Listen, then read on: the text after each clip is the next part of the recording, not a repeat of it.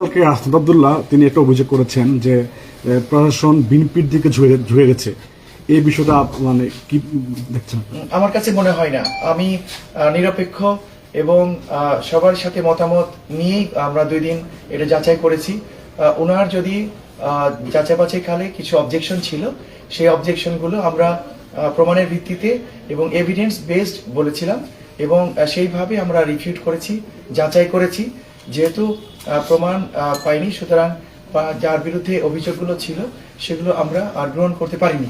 তারপরে তাকে বলেছি যে যদি কোনো বিষয় থেকে থাকে আমার রায়ের বিরুদ্ধে যে কেউ আপিল করতে পারবে নির্বাচন কমিশনে।